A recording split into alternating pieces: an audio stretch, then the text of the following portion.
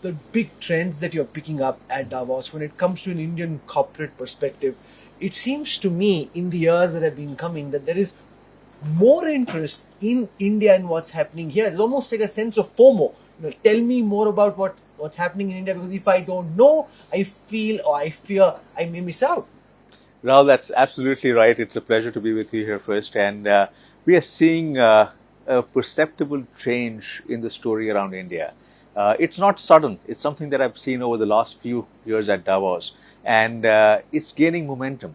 The key messages we are hearing is that there is a government that's focused on economics and on doing what's right for the economy. The market is one that's growing well. India is easier to do business in, relatively. Yes, there's still some way to go.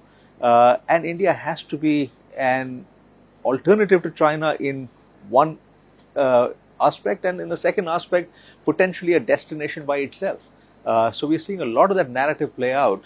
And just to give you one example of how it's playing out is the amount of meeting requests that I've had from various global CEOs and investors is just crazy. So tomorrow I've got literally 32 meetings set up from 7:30. People chasing you. This is people chasing me from 7:30 in the morning till about 11:30 at night, and it's really a function of what India stands for today.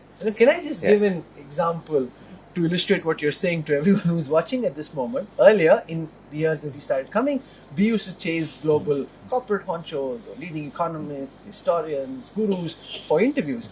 Now people just come and they find out what we're doing, and oftentimes they say, okay, can we be interviewed? Because there is interest in ensuring that their voice is heard in India, which is quite different from what we've seen so far.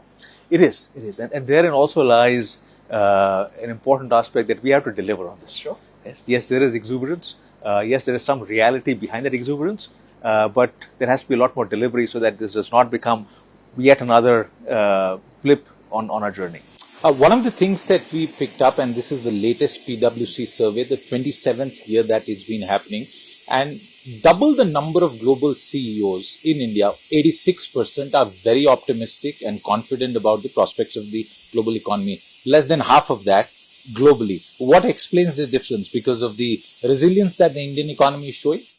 I think it's a multiple set of factors. One is the resilience of the economy. Second is the demographics, because India is just very uniquely placed in the world right now. Third is the stability that India offers in a world that is increasingly troubled.